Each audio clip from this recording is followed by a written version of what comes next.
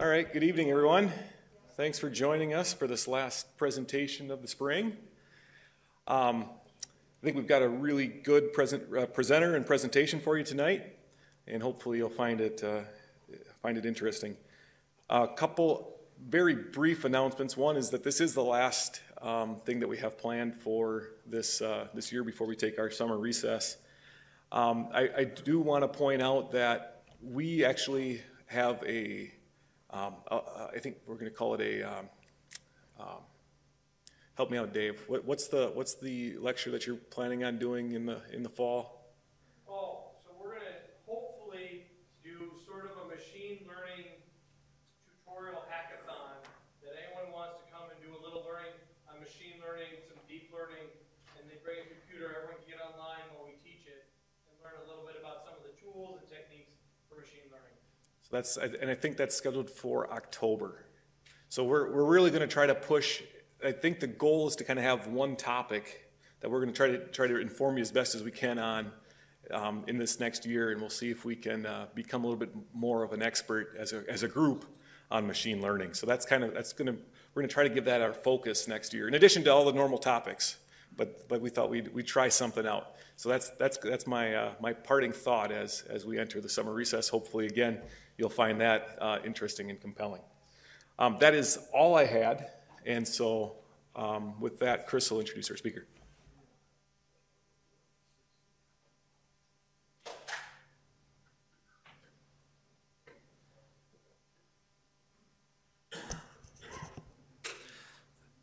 Hello, thanks for coming tonight. I know that it's a holiday weekend coming up and everyone's probably got plans, but I think this is a very interesting presentation. I hope you enjoy it. Let me introduce our speaker to you. So, let me pull up my notes, sorry. So, Professor Ben-Othman received his bachelor's and master's degrees in computer science from the University of Pierre at Marie Curie in '92 and '94. And then he got his Ph.D. from the University of Versailles in 1998. He was an assistant professor at the University of Orsay and University of Pierre at Marie Curie in '98 and '99. And then was an associate professor at the University of Versailles from 2000 to 2011. And he is currently a full professor at the University of Paris. His research interests are in the areas of wireless ad hoc and sensor networks, VANETs, which we're going to hear about tonight, and Internet of Things. He's had numerous Best Paper Awards and has presented at a number of conferences. He is the recipient of the IEEE comsoc Communication Software Technical Committee Recognition Award in 2016 and the IEEE Computer Society Meritorious Service Award in 2016.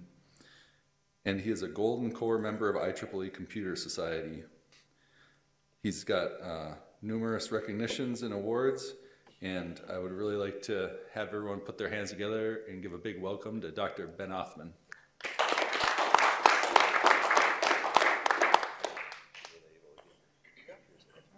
Okay, thanks. Thank you, Dr. White. So it's a really pleasure for me to be here.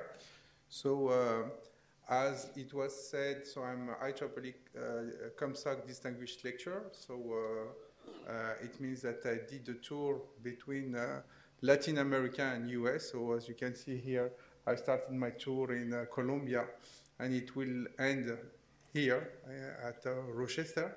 Yeah. Just adjust. Is it okay? Oh, okay. Is it on? Like this? It's okay? Yep, we're good. Okay. Okay. And today I'm going to present you several works on the vehicular ad hoc networks, which are really interested, specifically in terms of security, because the security issues are very, very important. And the first question I will have, and I will try to answer at the end of this presentation, is that denial of service, and I will introduce more in detail what is this type of attacks in those architecture, is an issue or a fatality. So it means that we cannot actually fix any security issue issues on those networks. So let's start by defining what is the vehicle ad hoc networks. So the vehicle ad hoc networks, actually it's evolution of wireless network. So if we see at the beginning of the network, so we had at the beginning the cellular networks, which are today very popular. So we are in the 4G and we are working hardly on the 5G. And as you can see here in this architecture is deployed as in infrastructure mode. So it means that every communication should pass through an existing infrastructure. So it means that even if you want to contact someone that is very nearby, you have to pass through, the infrastructure. And by this way, as we are using an infrastructure in terms of quality of service, in terms of security, it ensures, everything is ensured by the operator. Even when you are using, you are a new user, you no need to have, complex things to configure your device. Just have to put your SIM card in your device, and that's it. After that, all the, all signaling defined by the operator aims to allow the user to be connected on the network, which is really an advantage for the user. So no need to have, specific knowledge on how we can configure a device, because everything is done using the operators. And add to that, if we talked about the security, so security is also ensured by the operator, because first of all, the operator can, monitor the network. So monitoring the network, it means that it can put several functionalities over the network that allow to detect the dysfunctioning of the network. So let's assume, for example, there is an attack and over the network, so it will be automatically detected as we have an overall view of the components of the network, which is completely different when we will talk about distributed system.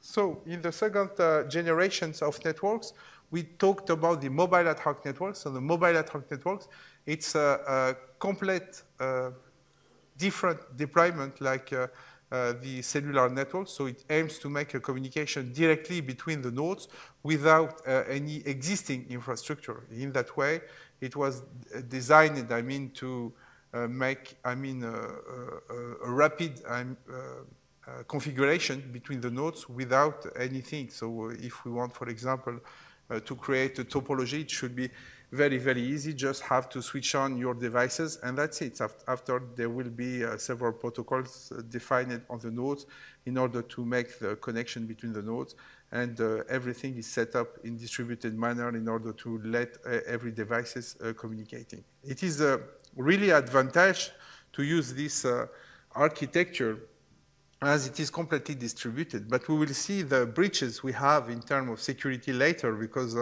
we don't have, like the cellular networks, overall of the networks. All nodes have only local, view of the components of the networks. Even when a node wants to transmit, it has only several local information to decide whether it's possible for the nodes to communicate or not to communicate.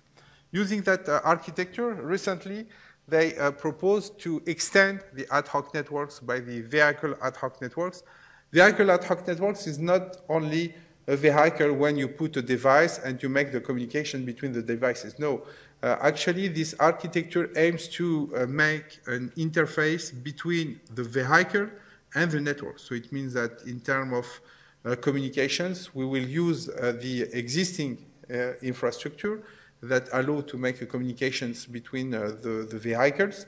And add to that, several functions should be automatically executed on the vehicle. So it means that, for example, if we detect an accident ahead, several messages will be exchanged over the network, and automatically when an emergency information reach one node, the vehicle will automatically decrease without the human, interaction. So as the information are sent directly by the vehicle. This is a major advantage, and we will see later what are the benefits to have this type of deployment. So in terms of specifications, if we are talking about mobile ad hoc networks, as you can see here, it's distributed, decentralized architecture. So it means that it is a self-organizing. When a node wants to communicate with the networks, it becomes first by identifying the nodes that are nearby in order to be connected on the network. And add to that, they will create, as you can see here, a topology of communication that aims to use the nodes, all the nodes of the topology, to send informations or to route information. So it means that in intermediate nodes is able to transmit information through the networks to the destination, or it can use the intermediate nodes in order to route the information to the destination. And we'll see this later, that in terms of security, it will also be an issue, because actually a node is aimed to disturb the functioning of the information that are sent over the network, or it can block, the information by not, relaying the information to the neighbor nodes. What are the specifications that we have on vehicular ad hoc networks? Basically, it's a mobile ad hoc networks where we are considering a high node mobility. So it means that a high node mobility, it means that the topology will evaluate very, very quickly. So it means that we will have several nodes that will get inside the network or get out the network. So we have to permanently to reconstruct the routing tables in order to react very, very quickly, because keep in mind that we are in distributed system, and as we are in distributed system, we have only local information that define that define the routing that we have between the nodes. Add to that, we had a very large number of nodes. If we consider, for example, only one mile in a highway, so we can have more than 100 vehicles. And if we see the mobile ad hoc networks, basically it was not really adapted for this large number of nodes. The mobile ad hoc networks were designed to have only few nodes that can communicate. This is why it is also it is important to adapt this architecture for this specification. And add to that, we have a complex administrative structure to take into consideration. So what is a vehicular ad hoc networks? Let me summarize what I said so far. So vehicular ad hoc networks, it's a subclass of mobile ad hoc networks where we have had several mobility aspects on those networks. It's an infrastructure-less deployment, so it means that we don't have any infrastructure when we are considering those type of architecture. And vehicles, we will see in detail, more in detail, the architecture of vehicles of those networks later, are communicating among nearby vehicles. So it means that we have a direct communication with the vehicles that are very, very close to the source. Or it can also communicate with the roadside equipment, which is either a specific infrastructure or it is an existing infrastructure, like a cellular network today. And one of the major challenge that we have on those networks is that the connection requires an extremely short latency in order to be always connected on those networks. So the features is that we have high speed. High speed means high mobility. So the link between vehicles is dynamic and unstable. And the link should be established in few milliseconds, which is very, very quickly. We have also an issue in terms of the mobility, directional of mobility. We cannot actually predict the mobility of a user. Actually, if you are on the highway, it is possible because we know that the direction of vehicles are going through a certain direction. But if we consider the mobility in a city, for example, when the vehicle is coming in a crossroad, for example, we have no idea if the car is going ahead in right side or in your left side. So this is why also it's very, very hard to predict, because if we can predict the mobility of vehicles, it will be more easy to design, a solution in terms of security or in quality of service. and it guarantees a bandwidth and a low latency, which is also crucial because we are talking about a system that allow to provide more and more reliability for the vehicles. So this is why this aspect is very, very important. So in terms of specifications, the IEEE, they have made an amendment in the IEEE 802.11 protocol with the WAVE protocol that aim to allow this possibility to make connection using the IEEE 802.11 protocol. It means for the Wi-Fi network. I will give you more detail about this protocol after, but let me show you first the different of deployments that we have in vehicle ad hoc networks. Actually, there's three different deployments. The first is what I defined it so far. So it means that we have a V2V communication. So V2V means that it's a direct communication between the vehicles. The second one is V2I. It is a communication between the vehicle and an existing, infrastructure like 3 or 4G networks. And the last one, it's a V2RVC, roadside to vehicle communications, which is an infrastructure dedicated for the ITS. It means the Intelligence Transportation Systems. It means that it's a dedicated architecture designed only for vehicle ad hoc networks. So this is another view of this deployment. As you can see here, the V2V, it's a direct communication between the nodes. The V2I, it's a communication between the vehicle and infrastructure. And the V2R, it's with the roadside equipment. So in terms of communications, we have different types of communications. Either it should be IVC, inter-vehicle communication, and in that case, we have a single hop or a multi-hop communication. So it is a direct communication between the nodes that either they are using a direct communication between the source and the destination, or they are using intermediate nodes in order to reach the destination. In that case, we are talking about the multi-hop inter-vehicle communication. And we have on the other side the roadside vehicle communication, RVC. It should be SRVC, so it means that we are using an existing infrastructure, or it should be ubiquitous mobile roadside vehicle communications. In that case, we are using a specific architecture. And we have the hybrid. Hybrid is between the both, so it takes the advantage of the both architecture. Let me give you more details about the different type of deployment. The first is V2V. So in case of V2V, it's a direct communication between the nodes. As you can see here, the nodes are communicating directly like a mobile ad hoc networks. And as you can see in your left side, so we have a single hop communication. So it means that the nodes are communicating directly without, the source and the destination are in the same coverage, so no need to have intermediate nodes in order to exchange information. And in your right side, as you can see, we are using the intermediate nodes in order to reach the destination. In that case, as you can see, for example, if A want to reach the B node, they have to pass through the C node. So in terms of security, we can see that basically we have a major issue in terms of security because in the node C, in that case, can perform, security issues like, for example, they are not going to route the information through B, or it can also exchange, the content of the datagram. So this is if, for example,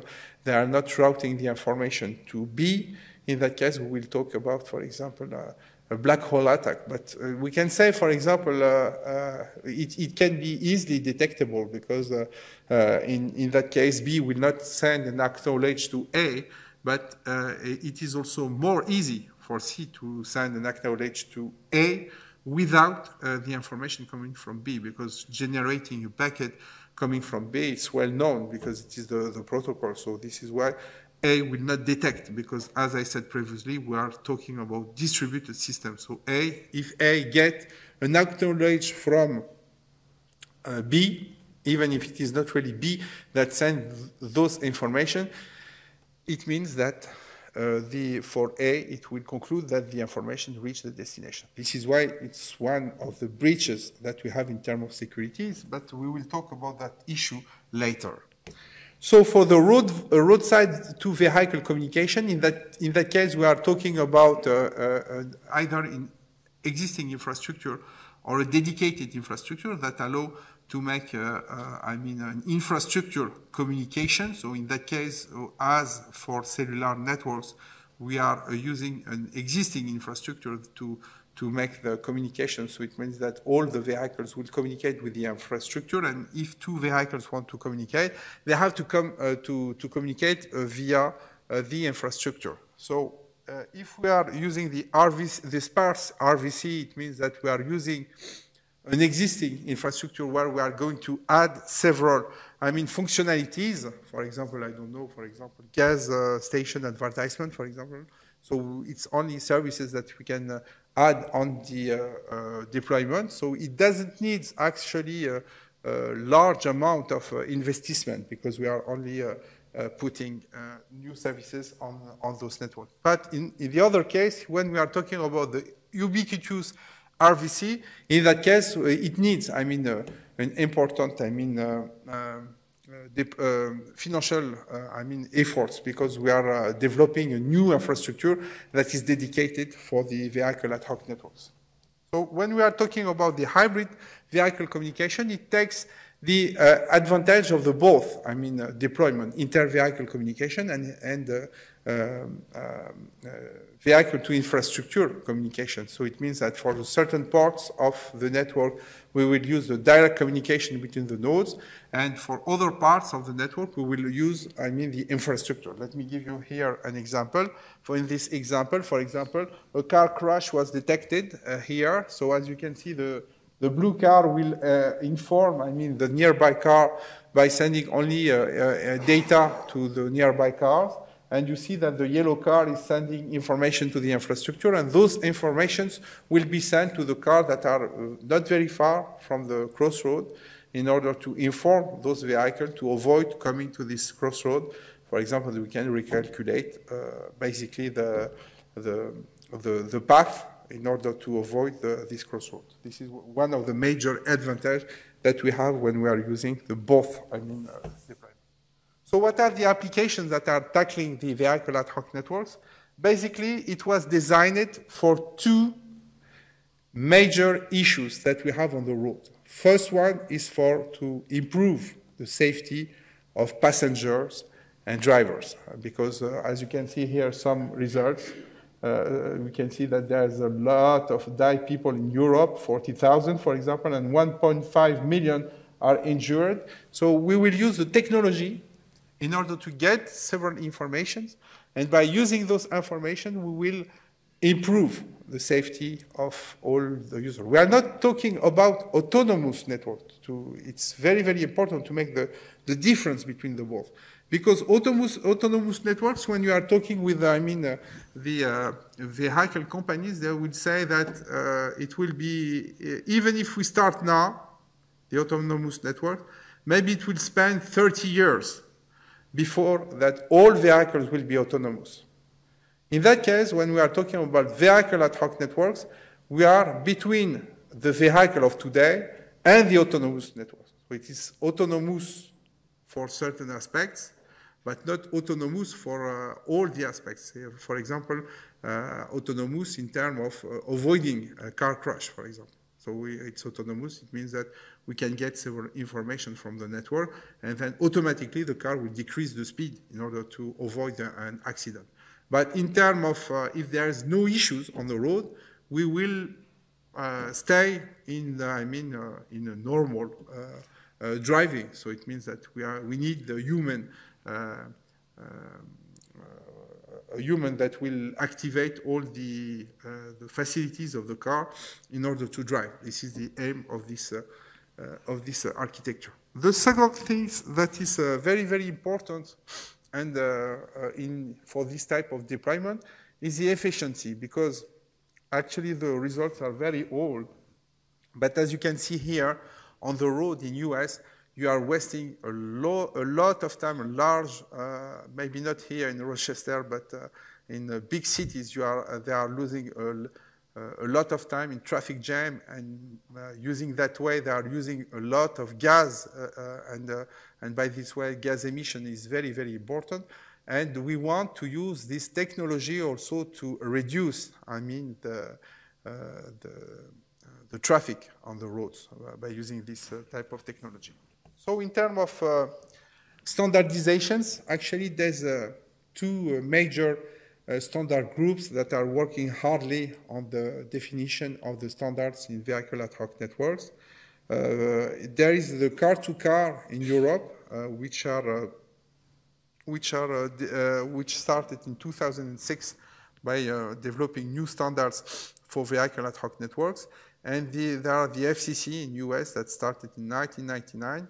And they have promoted the bandwidth in the IEEE 802.11a protocol in 5.85 and to 5.925 gigahertz in order to use those bands to make the communication between the cars. And the IEEE 802.11 protocol, they have defined the DSRC, the dedicated short-range communication, that aims to make the communication, a protocol that aims to make a communication for those networks. So as you can see here, the DSRC are using the 5.9 gigahertz for the band for intelligent transport system, and it is well known as the wave wireless access in vehicular environment.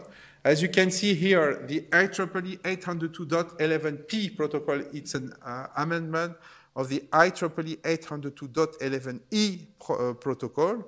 And in physical layer, they are using the orthogonal frequency division multiplexing. And in terms of bandwidth, they have defined bandwidth at 10 megahertz for better stability. And by this way, they will decrease the interference and they increase the tolerance of multipath propagation using that way. And in the MAC layer, one of the major issues that we have in the DSRC is that the authentication is not done in the low layer.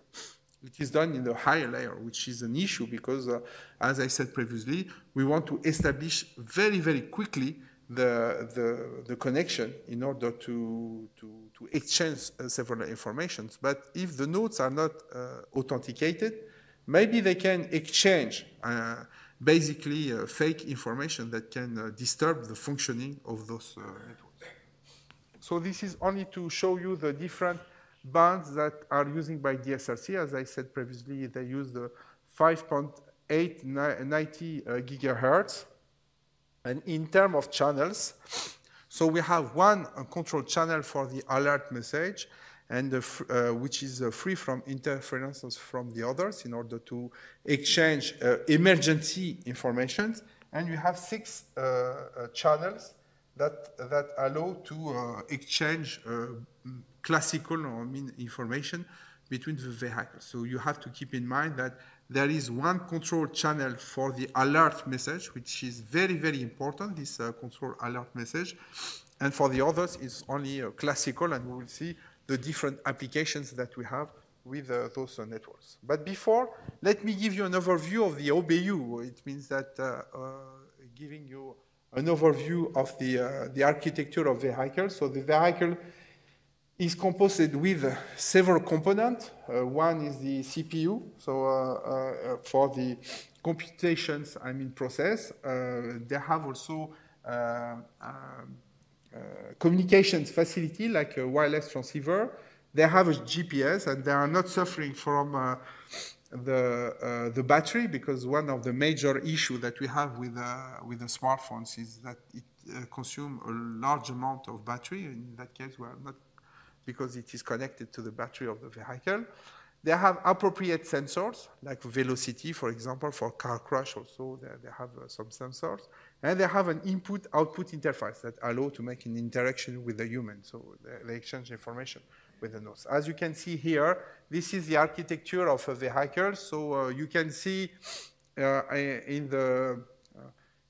the front of the car, we have the forward radar, we have a camera, we have velocity sensors for the vehicles, we have a rear radar, we have the computing platform. So this is basically the architecture of vehicles, and this vehicle is communicating with the RSU, roadside unit, which is located at the roadsides. And as said previously, so it communicates with the passing vehicles, so it communicates with the other RSU as well, using the wired infrastructure to make the communication more reliable.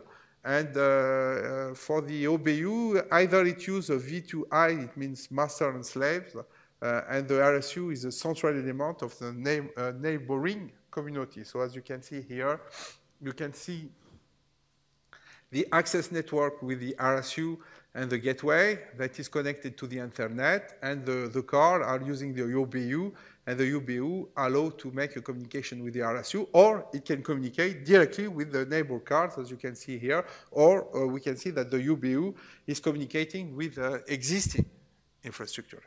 Okay? So what are the applications? I'm not going to detail all the applications that we have in those networks, but basically it is defined to develop, new services that we have on the road, like, for example, comfort applications, law enforcement, broadband services, and we have all other services, as you can see here, collision alert, merge assistance, border clearance. So it is designed to make a large number of services add to the emergency services. So why the security issues are very important? Security issues are very important because basically the driver should should think that the system is reliable. And sometimes you are not aware that you are under attack. Why? Because keep in mind that we are talking about distributed system. So distributed system means that we have no idea if the network is working well or not, because we are in distributed. So sometimes, for example, a node wants to transmit over the medium, and he has no idea if the network is overloaded or there is a transmission problem due to the interferences, for example, or you're under attack. So this is why it is at least important to advise the driver that at one moment the system is not anymore reliable. And this is what security issues are very, very important, to see what are the different issues in terms of security we have. And then after, we have to define solutions that aims to detect those different issues. And then after the reaction should be another issue, because at least we advise the driver that there is an issue, and then after the reaction is another story. So what are the requirements that we have in terms of security? Basically, if we see the vulnerabilities that we have in vehicle ad hoc networks, it is basically the classical security issues that we have in wireless networks, such as the problem of availability. So we want to make sure that the medium is available once a node wants to transmit. We have also the anonymity of the support. It means that anyone can be connected to the network. But if we want to track someone, for example, an attacker from the network, it is very, very important to identify all the nodes. Let me give you an example. We are connected in the same Wi-Fi network, for example, here. You just have to get, the security key in order to be connected on the wireless networks. And there are one person that are performing an attack on the network. How can I track him? We can say, for example, we can use the MAC address as to track the attacker. But it's very easy to change the MAC address. So this is why an anonymity of the support is a major issue that we have on those networks. So add to this, we have also things that are related to wireless networks, like limited bandwidth, because we don't have a large amount of bandwidth, as, for example, in wired networks. We have also the mobility aspects that should be taken into consideration. We have the high mobility, for example. High mobility means that the topology is dynamic, and as it is dynamic, we have frequent disconnections on the network. We have the classical problem of the radio-like attenuation, the limited transmission power. We have also the high storage energy and computing capacities. We have a weak physical protection because we can overhear, for example, a medium. We have a limited capacity, like computing memory, energy, and so forth. And we have the wireless links. We should be affected by jamming attacks and eavesdropping as well. And there is no central entity, because if we have central OTT can basically detect the misbehavior that we should have on the network. So we have two types of attack. Either it should be passive. If it is passive, it means that the attack will not affect the network. It's only to get several information from, for example, from the network, but it will not affect the functioning of the network. But if we talk about active attacks, in that case, we are talking about,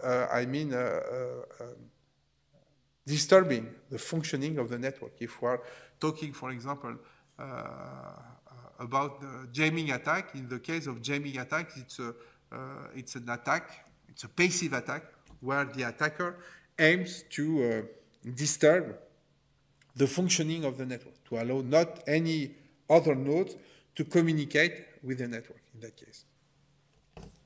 So the requirement is a classical requirement that we have in wireless networks. First, we have the confidentiality. In confidentiality, we want to make sure that only the nodes that are concerned can read the information that are sent by the sender. This is why we are using enciphering techniques in order to only let the sender, the dedicated sender destinations to decrypt the information. The authentications allow the receiver to verify, to check the origin of the data in order to make sure that we can identify who is at the origin of transmission. The integrity is in order to ensure that the receiver is one that has been issued and it has not been altered during the transit. Keep in mind that I said, for example, when we are using intermediate nodes, we want to make sure that the information are not exchanged between the source and the destination. By using the integrity, it means that we are, for example, signing the message in order to make sure that at the destination we will check if the information are or not exchanged between the journey to the destination. The non-repudiation is to ensure that a player cannot deny having an action, because it's very, very important also to, when we identify an attacker, that he will not say, no, I'm not at the origin of this attack. And the availability is the last but not the least problem that we have in wireless networks. It's to make sure that we should have enough resources in order to exchange information over the wireless networks. For example, I want to make sure that I'm not under a jammer, for example, a jamming attack. So let me give you an overview of the different type of attacks that we can have in vehicular ad hoc networks. First is the impersonation, so we don't have any identity of the users related to the authentication and the identification of the vehicles, or a Sibyl attack. Sibyl attack means that the attacker can change its identity, because when you are performing several, methods to detect a misbehavior node, sometimes you are tracking the identity of a vehicle. But if the vehicle changes its identity, it will be very, very hard to detect this type of node. This is why it's important to put several, mechanisms to detect those type of misbehavior. You have the attacks on privacy. Privacy is also in very, very important issues today in terms of security. how can we protect the privacy and the private information of users? Because we are connected. Now everything is connected. It's very, very easy to track anyone on the network. So it's important to not reveal the identity of a user or to avoid any location tracking as well.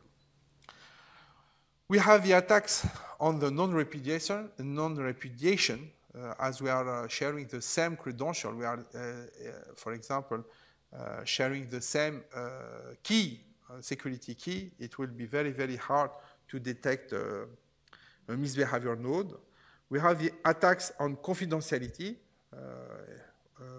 In that case, we are talking about eavesdropping. So it means that any DoS can hear the medium.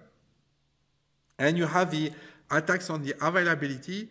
Either it should be a denial of service. Denial of service, it means that it allows to disturb the functioning of the network, to not let any other node communicating over the network, or it should be computation denial of service. In that case of computation denial of service, if you're seeing the killing ping, for example, in the killing pill, it aims to that there's a large number of nodes that are exchanging ICMP message to a router for ping, functions, in order to let only the router sending back the ICMP a reply.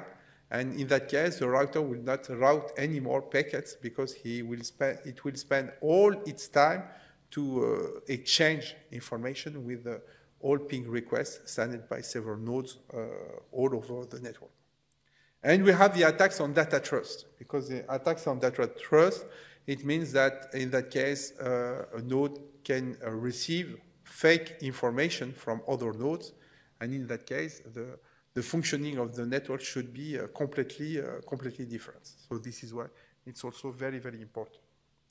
So this is only a taxonomy of the different security attacks, threats that we have in vehicular ad hoc networks. Let me give you an overview now of different solutions that we can find in the literature to fix those type of problems.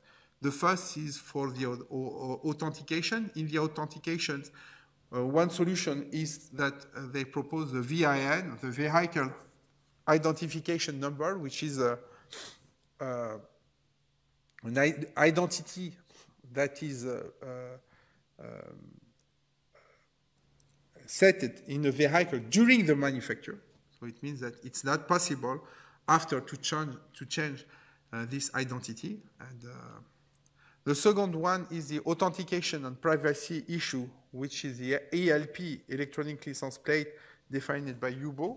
So in that case, we are talking about architecture like that. In this architecture, as you can see here, we have the certificate authorities that are divided in country and region certificate authorities. The country's root certificate authorities have the identity of the different users that are connected in the network. And as it is considered as a trusted third party, so automatically it allows to reveal the identity if, I don't know, maybe a legal authority asks for this identity. And for the credential, either the credential is sent via the RSU to the vehicle, as you can see here, it is the online credential retrieval, or it should be done offline, directly by the vehicle. It should ask to generate a credential. So this is the definition of the protocol. For the non-repudiation now, the non-repudiation at the reception, it's an open issue because it's very, very hard to propose, solution at the reception. But at the origin, they proposed the ICC Elliptic Curves Cryptography, which is defined by the IEEE 1609.2 protocol. And they proposed to use the group signatures to preserve the privacy of the users. So it means that each information should be signed without revealing their identity. Only the trusted third party know the real identity of the signer, and in that case, the privacy is preserved. This is why it's interest solution using that. For the confidentiality, there's a large number of solutions. Here I give you only 3 of them. So the first one is the RSU that control a region. In that case, the registration is done with the RSU by a mutual authentication. So it means that the vehicle is authenticated with the RSU, and the RSU is authenticated with the vehicle in order to avoid any fake RSU. And the RSU sends to the vehicle a symmetric key, and this key is shared with the whole vehicle in that region for a period of time. But due to the large number of vehicles, they propose to split to small parts of this key, which is called the splits. So the second solution is a self-organizing geography region. Basically, it's sort of a centralized method, which consists of defining one node that is the more centered node in the network. So as you can see here, they will elect the node that is more centered to the network because the probability that this node will get out is very, very low. This is why it is elected. And then it will be in charge of creating and delivering the symmetric key in that case. The second one is the attribute-based encryption. So basically, each vehicle has its specificities, like the brand, the name of the owner, name of the company, and so forth. So each vehicle is associated with a single public key, and the private key is divided into several parts, which is called the key shares. And each key share is installed in different vehicles. And in this way, only the member of the group can decrypt the messages, not others of the network. For the availability problems now, we have contributed a lot in that part, and I will present you the second work in this third part of this presentation, the PDR using the PDR packet data delivery or data ratio, and basically you have to keep in mind that we are talking about a distributed system. How we can detect misbehavior in a distributed system. What we have done in the first work, basically we proved that if we calculate the time that separates 2 transmissions, it can be represented like a mathematical formula using the linear regression, and it will be represented with a slope. So in that case, as we have proved that, we just have to calculate the time that separates 2 transmissions, and if the value is very close to this slope, it means that most probably the network is reliable. Otherwise, it means that most probably you are under attack, and we have to consider this when we are talking about the availability problems. And I will present you more in detail the PDR method after. The second method is the second family of method is the nuglets. In the nuglets, it's sort of watchdog, so it means that you are marking the nodes over the network. So more, and you define, thresholds. If you are more than a threshold, so it means that the node is reliable. Otherwise, it means that the node is not reliable. And the last type of attack that we should have is the data trust. One of the solutions is that they proposed, for example, to use the AA in order with the neural networks in order to examine all the information that reach one node of the networks, and using the AA, we can conclude either those information are or not fake. Or another method, which is more simple to understand, is the second one, the comparison of data message. So keep in mind that we are talking about wireless networks. So as we are wireless networks, so it means that you can get several information that are coming from different nodes. And in that case, you just have to compare the messages that you can get from different nodes in order to conclude if those information are or not fake. Let me give you an example here. So for example, let's say that the red node will broadcast information to the yellow node saying that there is a traffic jam ahead, which is not true. And in that case, the yellow car will collect several information. Let's say, for example, the red car that is ahead that will broadcast information. And after several messages that are sent between all the vehicles that are nearby, the yellow car will conclude that the information sent by the red car are fake in that case. This is the basic idea of this method. So this is only a taxonomy of different type of attack that we can have in vehicle ad hoc networks. So in the third and last part of this presentation, I will present you two works that we have conducted in my group in order to detect these misbehaviors, specifically in jamming and greedy behavior that I will introduce more in detail after. The first one is the jamming attack. In that case, we have developed here a method that allows to detect jamming attack in vehicle ad hoc networks.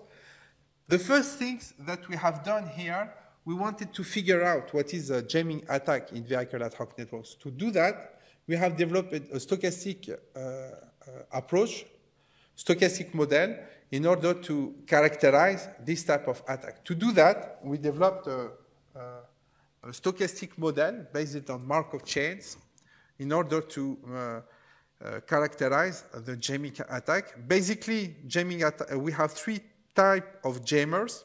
Either we have constant, random, or reactive jammer. So what is the difference between the three types of jammers?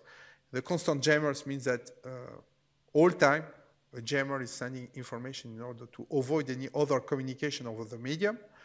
The reactive jammer aims to transmit a packet over the networks once it detects transmission over the network. And the random jammer will randomly send information over the medium, and by this way, it tries to collide with an active transmission. So to do that, we have considered only the constant and the, yeah? Just a little bit more.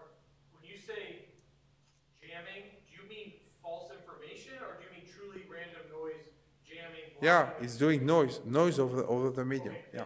Yeah.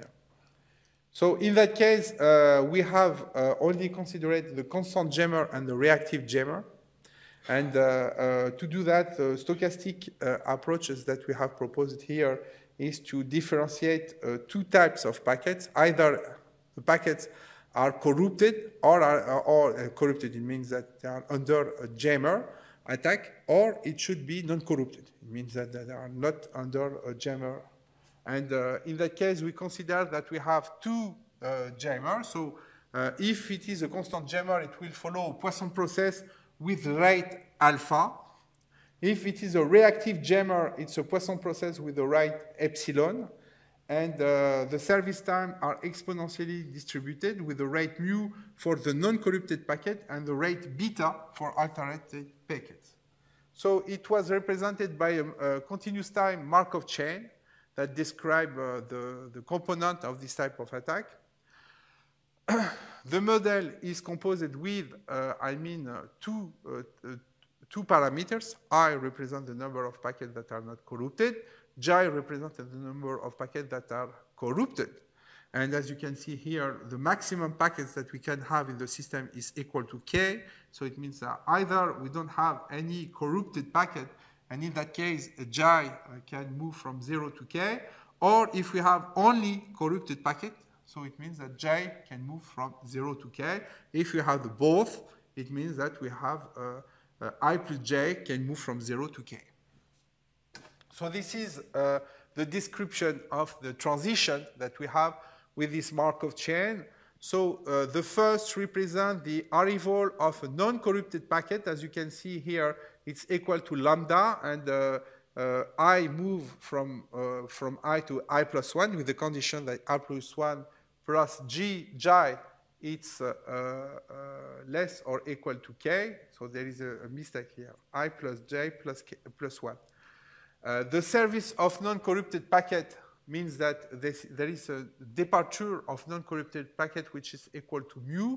So the I move from I to I minus 1. And if we have the arrival of a reactive jammer, so as you can see here, I move to I minus 1 with the condition that I is more than 0 and the rate is epsilon. And if we have the constant jammer, so it means that a non-corrupted packet will become a corrupted packet, as you can see here. I move from I to I plus I minus 1, and J move to J plus 1. And the service of a corrupted packet, so it means that Ij will, it means that we have a packet that moves from J to J minus 1 with a rate equal to beta. So this is the overall description of the Markov chain. So in the first line, it represents all the non-corrupted packets. So it means that we move from 0 to k, and all the packets are not corrupted. And if, for example, we move from 3, 0 to 2, 1, it means that a non-corrupted packet with the rate alpha becomes a corrupted packet. This is why we move from 3, 0 to 2, 1. And when you go to the last state of the Markov chain, 0k, it means that all the packets in the system are corrupted. So we have calculated the rewards. It means that we have calculated the loss probabilities. By calculating the loss probabilities, as you can see here, when we increase the arrival rate, so it means that the loss probabilities are increased, which is completely natural.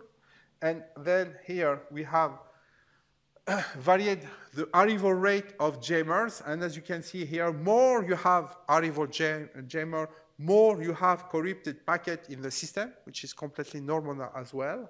And here we have done the both. So it means that we have calculated the rate of non-corrupted packet and the rate of dropped packet by jammer. And it's natural. More we have arrival of jammer, more we have a rate of dropped packet that is increasing, and rate of non-corrupted packet is decreasing, which is completely normal. According to that, we have developed a method, which is a Java method, that is based on the PDR, packet data ratio. And what we have done, actually, basically, we have only calculated the variation of the PDR in a short period in order to see either we are under attack or not under attack. So it means that if this PDR decrease is decreasing very, very quickly, it means that most probably we are under attack. So just to give you more detail about the method. So for example, here the vehicle is coming from a non-jamming area to a jamming area. So it means that the PDR will decrease very, very quickly when the vehicle is coming through the jamming area. And in the opposite, in that case, so the PDR will move from a non-jammer area to a jammer area to a non-jammer area. In that case, the PDR will increase very rapidly. What was interested here is to calculate what is the value that can allow us to conclude that we are under jam.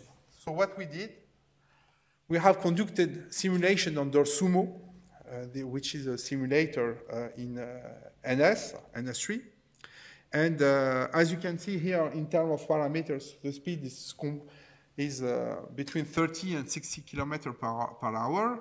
The protocol used is the IEEE 802.11p protocol. And we have calculated those values. And as you can see here, the conclusion was that if the PDR decrease is less than 40 seconds, it means that most probably you enter to a jamming area. And in the opposite, as you can see here, we move from 1 to 0 in less than 40 seconds. And in the opposite, we move from 0 to 1 in less than 40 seconds. So it means that most probably you moved out a jamming area. And we did the both. So it means that vehicles entered in a jamming area and moved out the jamming area, as you can see here. And we have measured also the impact of the distance. More we are close in the grid, more we are close to the jammer, more the PDL is decreasing rapidly. This is a conclusion of this work. The second work that we have conducted in my group is the detection of greedy behavior. What is a greedy behavior? Greedy behavior is considered as a smart attack. Why is it smart? Because it doesn't affect the network. It means it's not like the jammer. Jammer is affecting the network, so it means that it doesn't allow anyone to transmit. In the case of greedy behavior, it's not going to disturb the transmission of the nodes, but it tackles the increasing of the bandwidth from the jammer. What does it mean? It means that we are talking about distributed system. So if we are talking about distributed system, it means that the protocol was designed in order to have a fair access between the nodes. Fair access means what? For example, we have an access point with a 10 megabyte, for example, and we have 10 users. So it means that each user, if we see the system in the long term, will get 1 megabyte. Why? How we can have this amount of bandwidth? This is because the protocol was designed to do that. For example, if you see the CSMA-CA, which is a protocol used in Wi-Fi network, it is aimed to have a fair distribution of bandwidth between the nodes. Once a node wants to transmit, it starts by sensing the medium. If the medium is occupied, automatically the node will trigger a backoff between it retry to sense the medium. But let's assume that that we have a compromised node. If we have a compromised node, it can not respect those rules.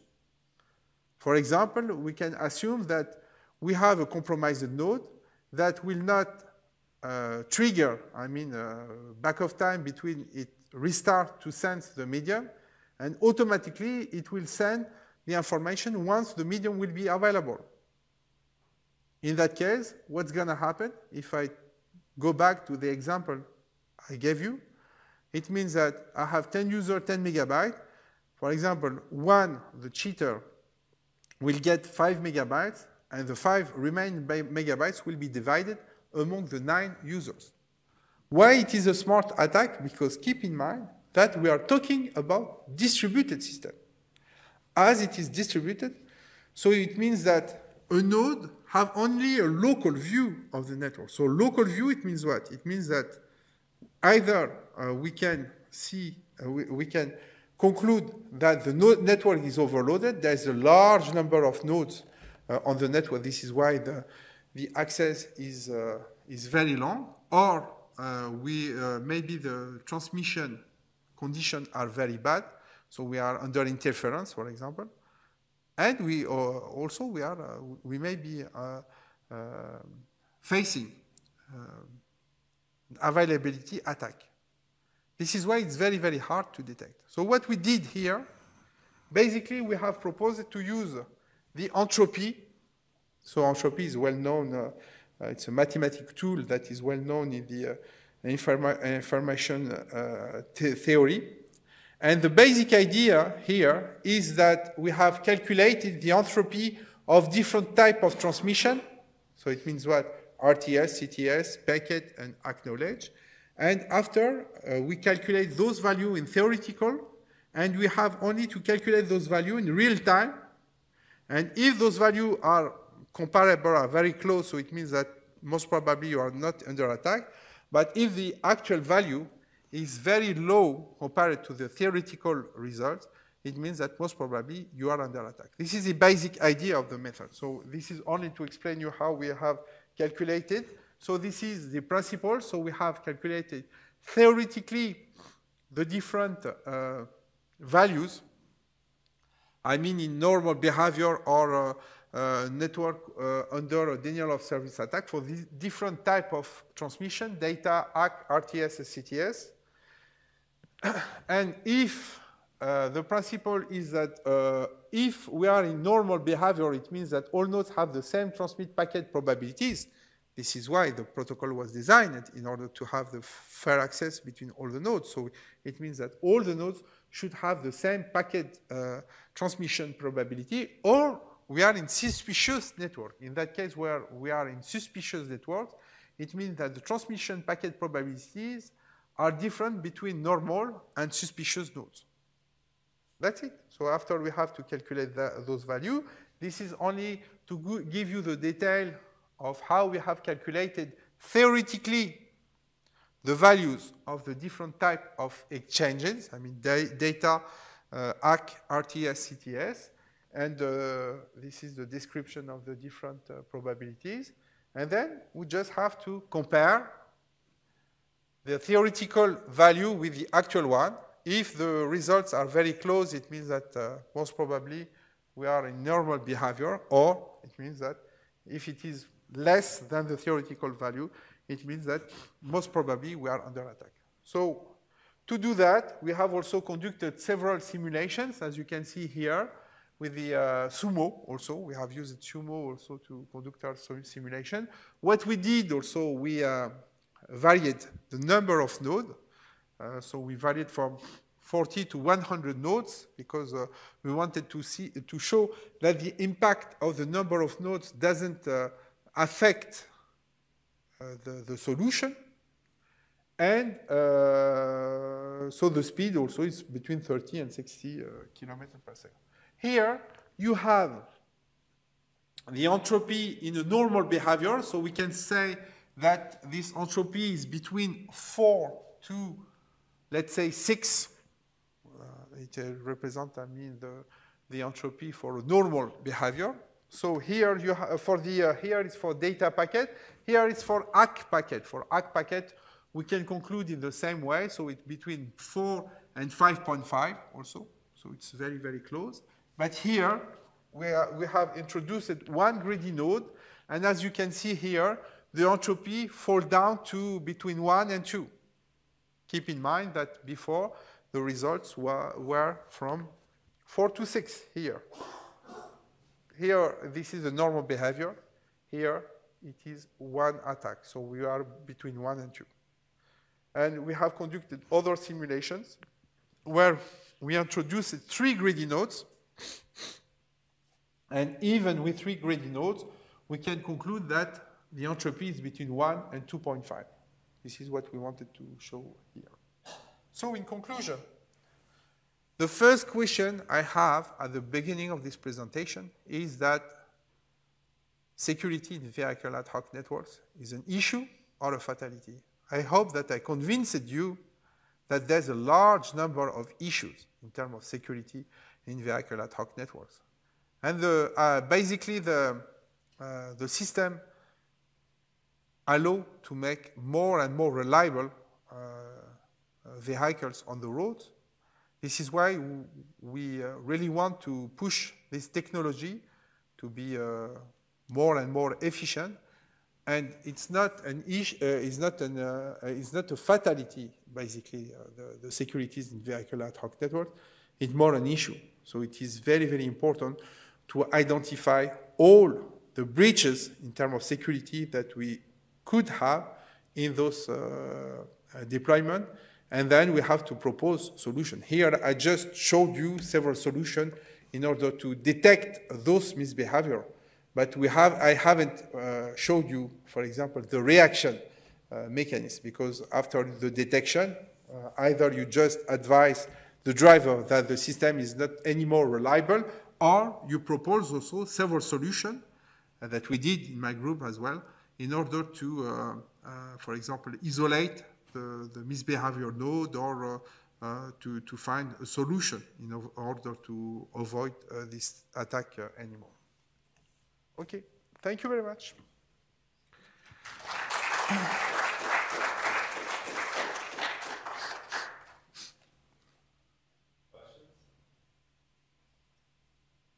I have a question. Yeah. So you were talking about how we could potentially identify attacks or attacking nodes. Is it possible to take that information and then share it with other nodes that you trust and say, hey, I think this particular node's misbehaving behaving, and then try to get like a consensus of multiple nodes to see if it's legitimate? Actually, this is what we have done. I haven't showed you what we have done. We have a solution based on the game theory.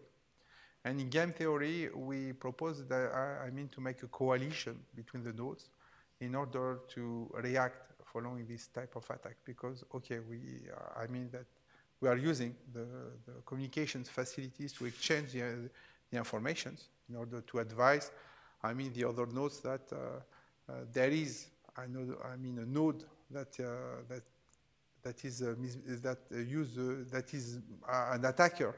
And then after, with the coalition, we propose several solutions in order to isolate, the compromised node. Yeah. I have a question. Yeah. I don't know that much about networks and stuff as you were showing them, but my question is, in your diagram, you have a node and it's sending messages to several other nodes to get to a particular node. Yeah. Well, how does it know to terminate these other four that's not going to go anyplace then? How does it select the route to get to where it has to get to? Yeah, actually, it is done with the routing table. So it means that if the destination is not at one hop to the source, then we will use the intermediate nodes, but the intermediate nodes will construct, a routing table in order to get the destination. This is the aim of the distributed system, is that all nodes in the topology will exchange at the beginning when a node is coming inside the network. So they will exchange our information with the nodes that are in the topology in order to first create a physical topology. It means that node knows the neighbors nodes that aims to communicate with them, and then they will logically exchange information in order to construct routing tables that aims to route the information through the destination. But after, it's only the destination address that is used in order to see on the routing tables which nodes is tackled as an intermediate nodes to reach the destination. Okay. So that routing table is always updated because you have vehicles passing or coming on, leaving. Yeah, absolutely. Absolutely, yeah. There are, each time there is a node, there is a new component of a node. It means there is an additional node, for example, or a node is moving out the topology.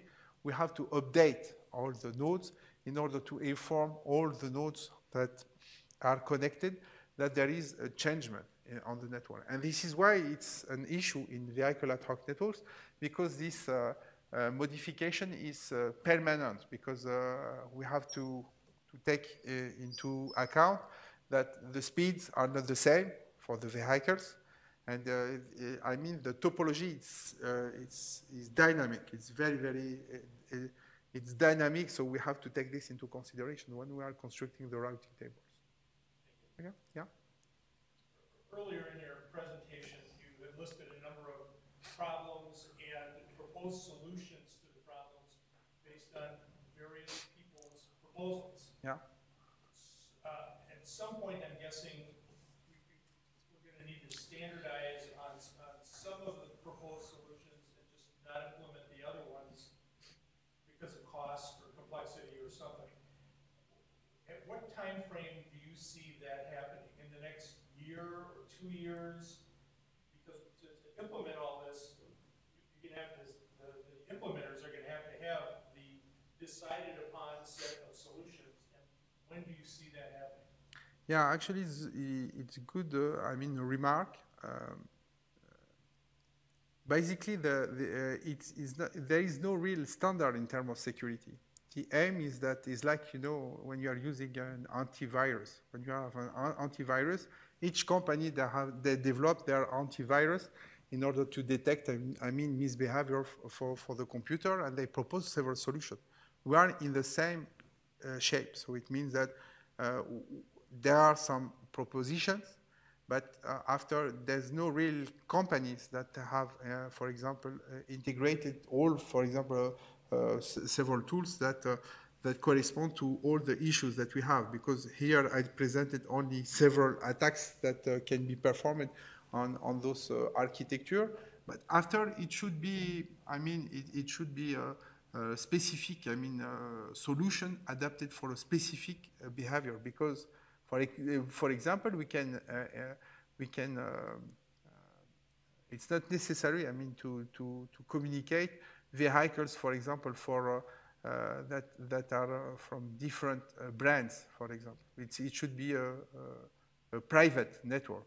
And if you are using a private network, it should be more and more hard for the attacker, for example, to perform an attack, except jamming, a classical jamming, because classical jamming, it's only you are disturbing the medium. But except the medium, it should be very, very hard to perform, I mean, logical attacks, like, for example, today in cellular networks. If you want to for example, to jam a cellular network, it's quasi impossible, because, I mean, the operator have a lot of monitoring functions over the network that can detect in real time that, for example, the system is damaged or something like that. Okay. Yeah? Yeah, well, I think what you talked about tonight is a lot of effort going into stopping damage, yeah, avoiding bad things happening for bad actors. Is there any work going on to identify who these bad actors are, report those to the authorities so that they realize that there's something that's not right on the road and they should be investigating and taking action? Yeah. Basically, you have to take into consideration that in wireless networks, it's open. I mean, it's an open, how can I say that?